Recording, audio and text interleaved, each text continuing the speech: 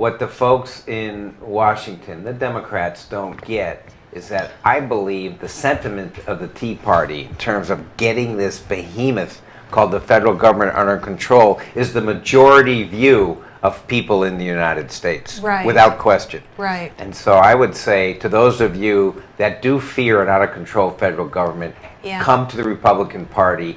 That is where we can do the most change. But the whole progressive philosophy of government is that we know better than you do, Right. A, on how to spend your money, and B, the corollary to that, how to give your money away. Right. So therefore, you shouldn't have that tax deduction because we know better how to give to the poor. We know better what charities are deserving. So again, it's the individualist philosophy versus the collectivist philosophy. The Right. progressives believe in collectivism. Republicans believe in the power of the individual, the freedom of the individual, which is Yeah. what this country was founded upon. We had to have a war to break away from the collectivist philosophy, and Yeah. it seems that every And we're generation losing. we have to reteach the American people about the values of freedom, the values of the individual versus the overreaching government.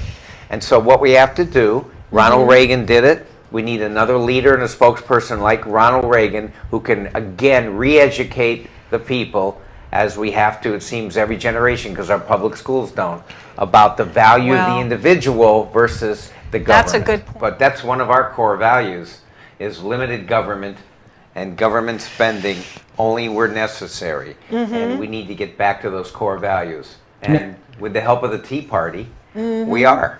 Because with the help of the Tea Party, we're starting to elect congressmen and senators who understand that and will not go along just to get along up in Washington. Scare Tactic 1.0 was the sequester. Scare Tactic 2.0 is the shutdown. Scare Tactic 3.0 now will be the default. And if I have anything to say about it, I will encourage our Republican leaders in both the Senate and the House to stay strong, stand your ground. You're on the right side of the American people. You're on the right side of history.